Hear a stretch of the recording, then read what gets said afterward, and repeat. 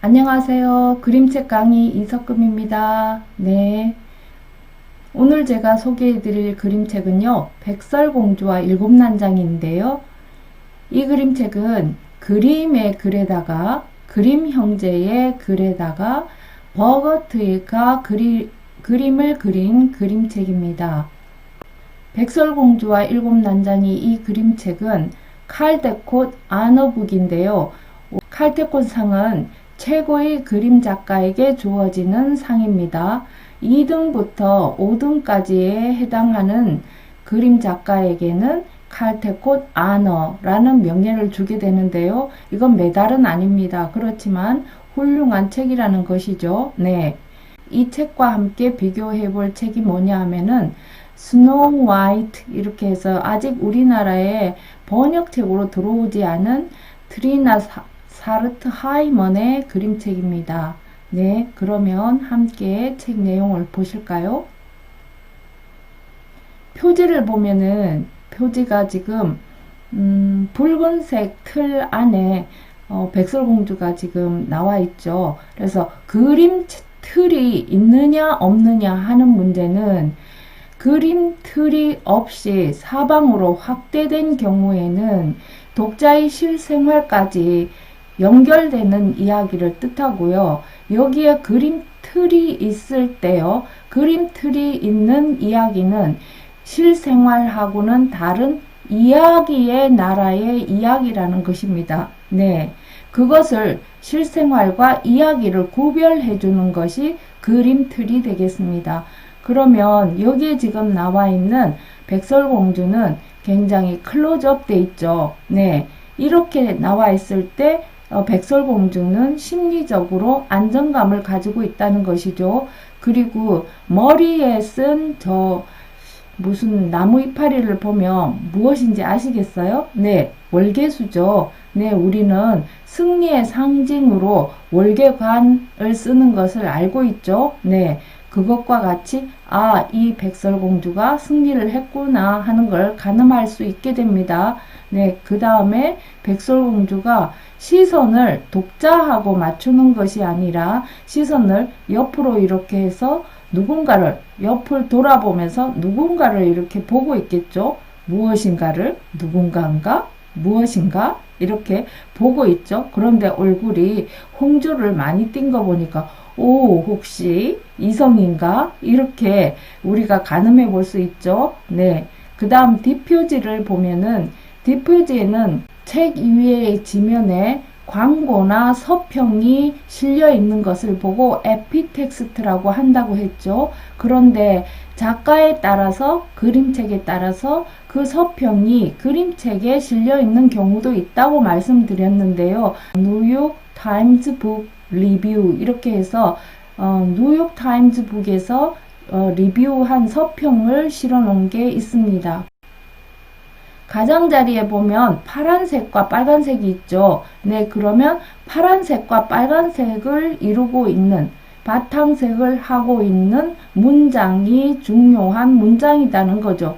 그 중세 이후로 귀족이나 군주들이 왕국에서 이런 문장을 썼죠. 그러면 이것이 어느 왕국의 상징이라는 것이죠. 그러면 파란 바탕에 있는 저 문장하고요. 빨간 바탕에 있는 저 하얀 문장하고가 무슨 연결이 되는 이 이야기에서 무엇인가를 대표하고 있구나 하는 것을 아시면 됩니다. 자, 다음 속표지입니다. 속표지에 제일 먼저 제목의 위치인데요. 제목은 보통 위쪽에 나와 있는데 먼저 거울이 나와 있고 아래쪽 부분에 지금 제목이 나와 있죠. 근데 이 제목은 거울의 일부처럼 이렇게 나와 있죠. 그 다음에 두 번째로 보면 이게 라틴어라서 제가 읽을 수는 없는데요. 맞는가 모르겠어요. 베리타티스 이렇게 되어 있는데 진실이라는 뜻입니다. 그래서 이 거울은 진실만을 말하는 거울이죠.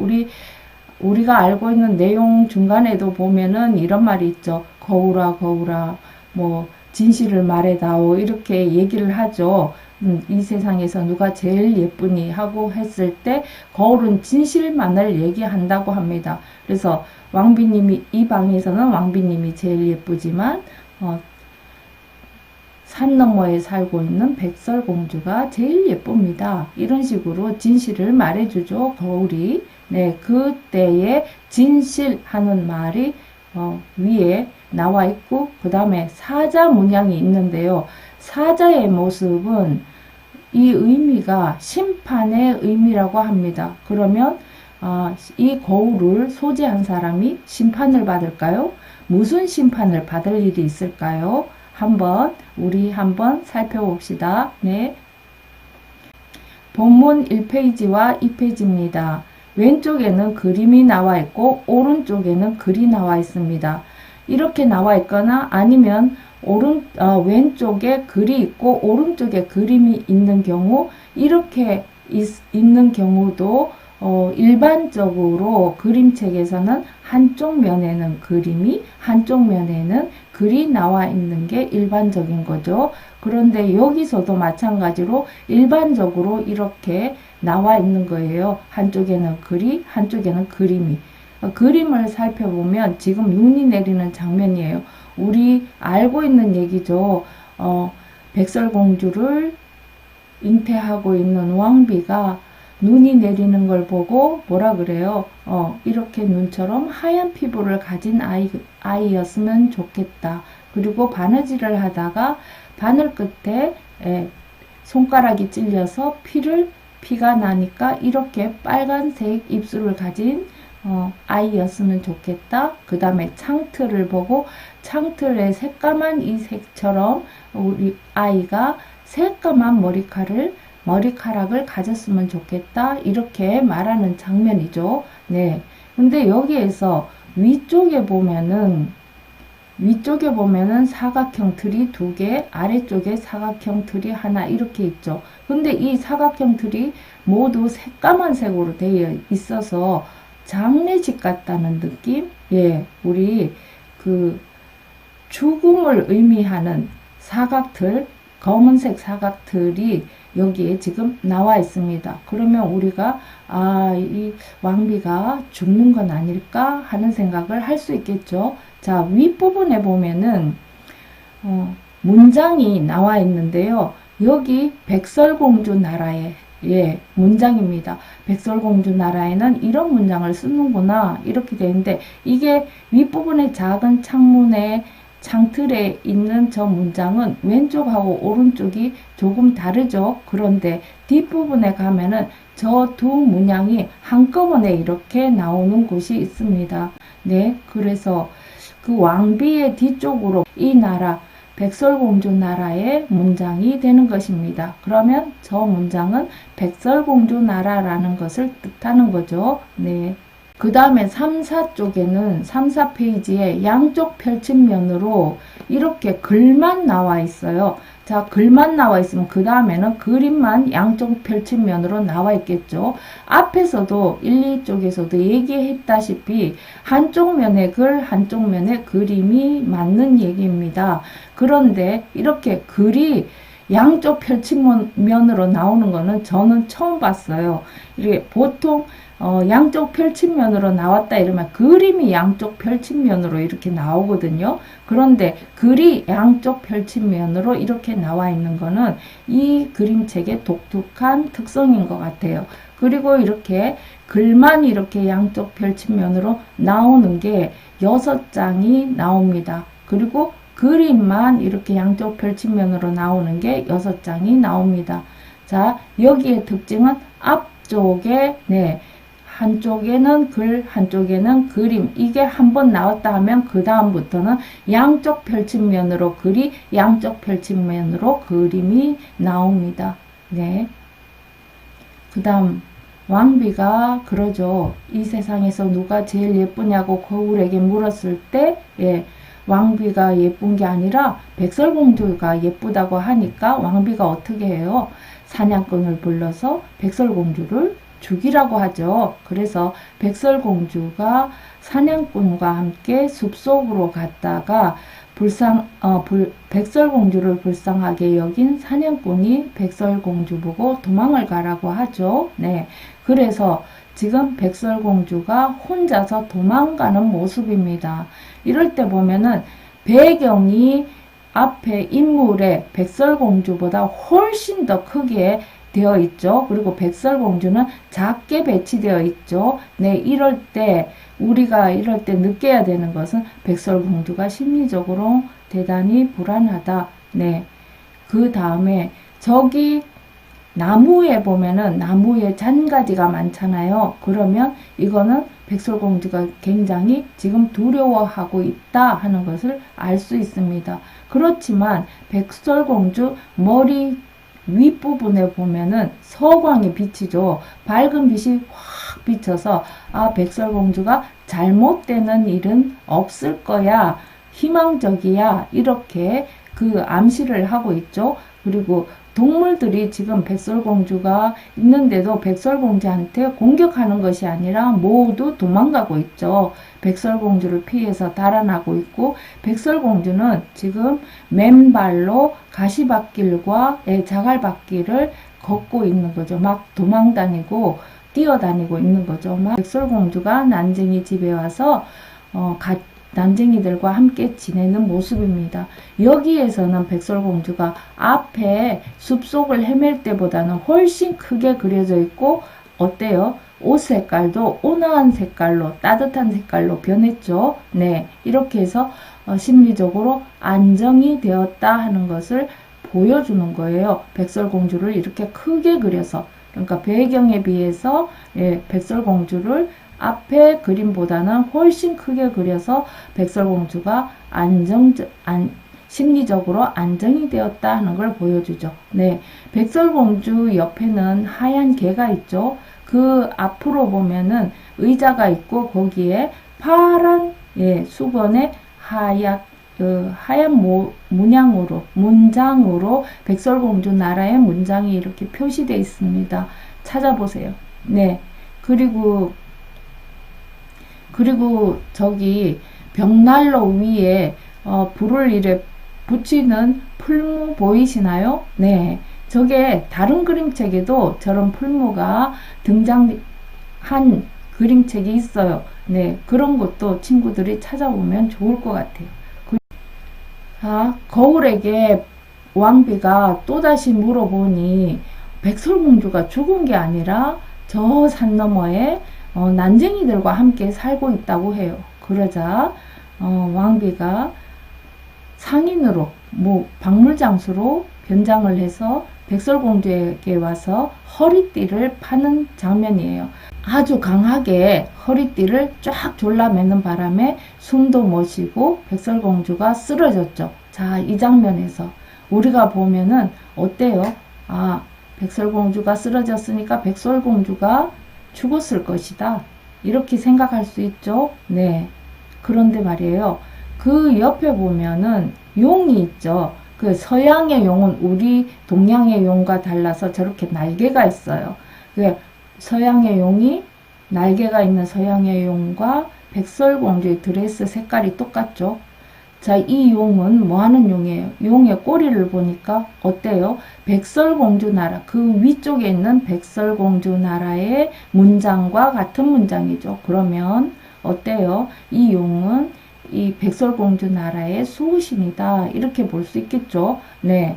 그러면 이 용이 하얀 토끼를 아주 조그만한, 용에 비해서 아주 조그만한 토끼를 물고 있죠. 네. 그러면 지금 비유되는 거는 용은 백설공주로, 토끼가 누구로? 이 왕비로 지금 비유되는 거죠. 아무리 그래 봐야 뭐예요? 용이 이긴다는 거죠. 네. 용이 보호하고 있다. 백설공주를 이렇게요. 네. 그래서 그 공주가 지금 쓰러진 모습을 보면 아까 왕비가 있었는, 백설공주의 어머니가 있었는 그 그림틀에는 두꺼운 새까만 그림틀이었죠. 가장자리가 새까맣게 됐는데 두껍게 새까만 틀로 되어 있는 것이었죠. 그런데 여기는 어때요? 까만색인데 위험이 있다. 예, 죽을 위험이 있다. 이렇게 해서 까만색으로 그림틀이 그려져는 있으나 바깥에 하얀색 부분이 더 이렇게 두껍게 나와 있죠. 그래서 이 위험은 있으나 죽지는 않을 것이다 하는 걸 그림틀에서도 말하고 있죠. 이 작은 그림틀 말고 큰 그림틀에서 보면은 지금 햇님이 나와 있죠. 햇님이 있죠. 햇님 옆에, 예, 윗부분은 밝은 햇님, 아래쪽은 어두운 햇님, 이렇게 돼 있는데요. 이거는 밤의 여신 닉스를 나타냅니다. 아래쪽은 N자로 돼 있죠. 닉스, 위쪽은 닉스의 딸인 헤메라입니다. 이게 둘이 헤메라와 닉스가 이렇게 일직선상으로 설 때에는 밤과 낮의 경계를 뜻하는 거랍니다. 네. 그래서 지금 아래쪽에는 그 닉스가 지배하는 밤의 세계를 지금 나타나는데요. 밤은 어둡고 힘들고 나쁜 일이 생기는 그런 밤을 얘기합니다. 그래서 그 그림틀 안에 왕비가 이렇게 백설공주를 괴롭히는 장면이 있는 거죠. 자, 그러면 하늘에 보면은 백설공주 나라의 윗부분에 보면 구름이, 먹구름이 끼어 있죠. 그래서 백설공주 나라, 백설공주가 있는 백설공주의 왕국에는 먹구름이 끼어 있다. 안 좋은 일이 지금 생기고 있다. 자, 그런데 이런 왕국을 나타내는 문장이 그 그림 안에 하나, 둘, 세 개가 있죠. 그죠? 네. 그래서 우리가 이야기 중에 이런 말 하잖아요. 이웃나라 왕자님, 이런 말 하죠. 백설공주나 무슨 공주나 공주할 때, 이웃나라 왕자님이 공주에게 왔어요. 뭐 이런 얘기를 하잖아요. 그럴 때 이웃나라 왕자님에 해당하는 그 이웃나라가 저렇게 문장으로 표시되고 있는 겁니다. 자꾸 공주를 죽이러 갔는데도 불구하고 자꾸 공주가 살아나니 왕비는 이제 마지막 수단으로 독을 제조하고 있습니다. 자, 사과에다가 독을 묻히려고, 우리 아는 얘기죠. 사과에다 독을 넣어서 독사과를 만드는 그 실험실인가 봐요. 그 독사과를 만드는 방입니다. 자, 먼저 왕비의 모습을 보실까요? 왕비는 옷 색깔을 보면 자줏빛을 입고 있죠. 앞에 제가 지각디장 존에서도 말씀드렸는데, 자줏빛 옷은,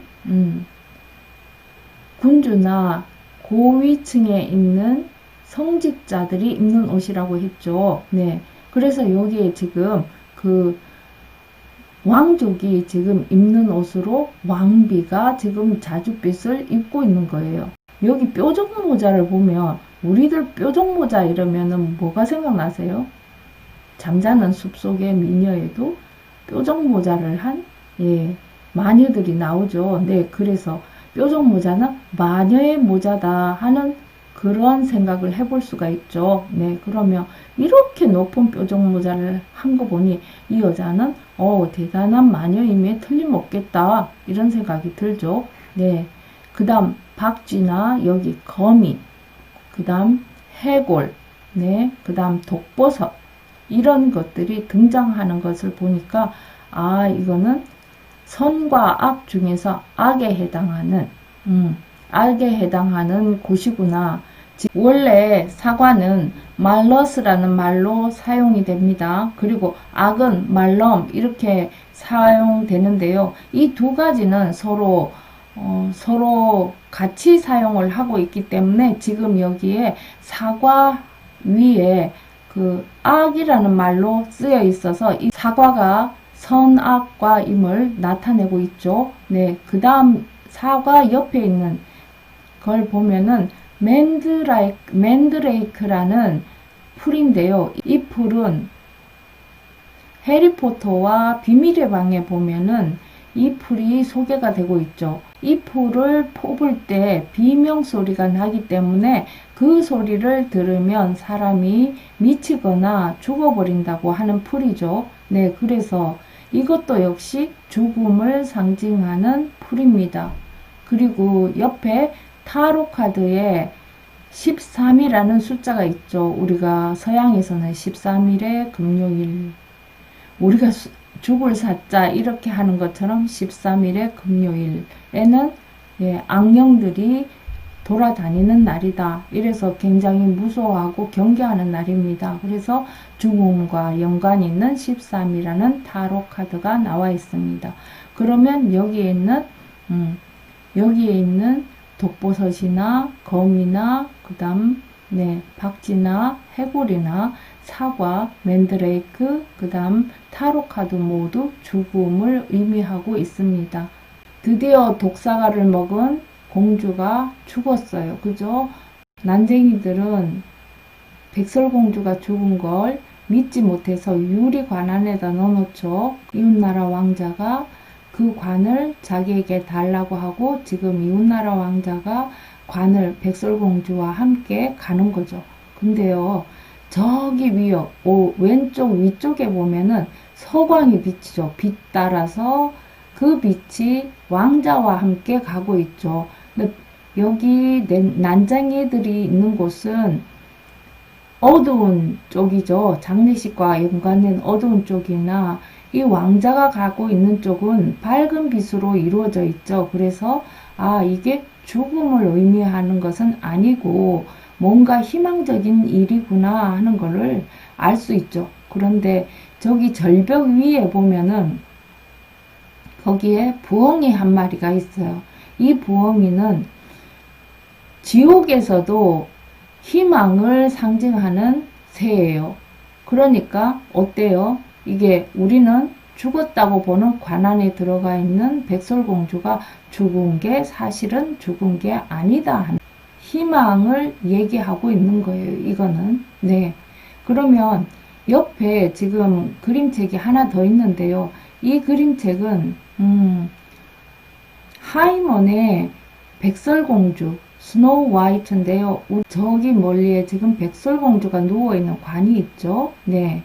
그때 보면 검은 새를 나무에 그려 놓아서 이게 지금 죽음을 상징하는 거예요. 검은 새가. 그런데 오른쪽 맨 가장자리에 보면 거기에도 부엉이가 있죠. 그래서 이게 완전히 죽은 건 아니고 희망이 있다 하는 것을 암시하고 있는 거죠. 네. 천사 미카엘이 저울을 들고 있는데 이 저울은 선과 악을 심판하는 정의의 저울입니다.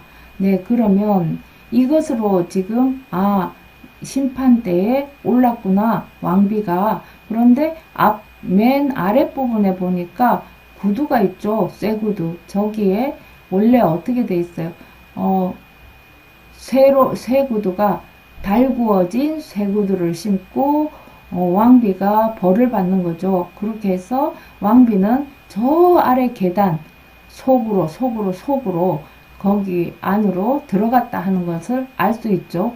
왕비가 들어갔다 하는 것을 거기 난쟁이 집에 있었던 저기 하얀 개, 선을 나타내는 하얀색 개가 그 아래 계단을 내려다보고 있는 장면입니다.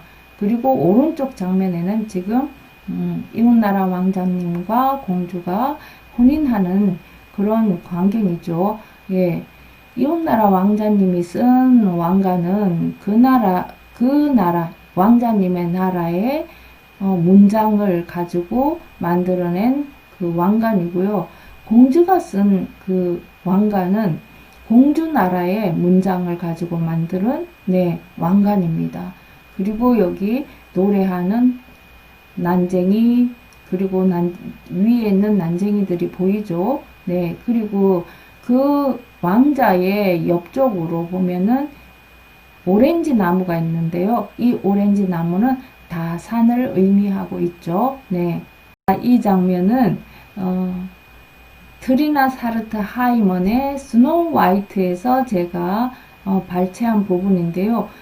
왜 이 장면 세 개를 내놨냐 하면은 앞에 버거트가 해석해서 그려놓은 인물들보다 좀 더 보강되었다는 느낌, 원작에 가까운 인물들을 그렸기 때문에 소개해 놓은 거예요.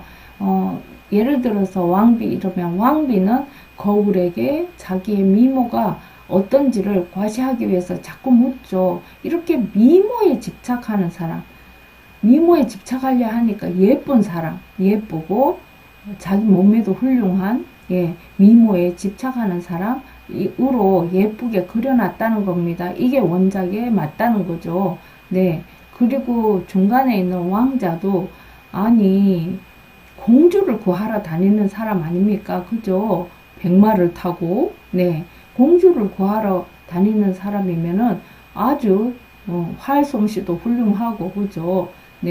그리고 아주 튼튼하게 우람하게 이렇게 남성미가 넘치도록 이렇게 그려져야 되는 게 맞지요. 그게 원작에 가까운 해석이라는 거죠. 그런데 앞에 나왔던 버거트의 왕자님은 어땠어요? 그냥 꽃미남이었죠. 그런 분이 공주를 구할 수 있을까요? 그런 의문이 들죠. 그래서 하이먼의 이 왕자 인물에 대한 해석이 원작에 가깝다는 평을 받습니다. 그 다음 세 번째 그림에 보면 왕비의 모습이 나오죠.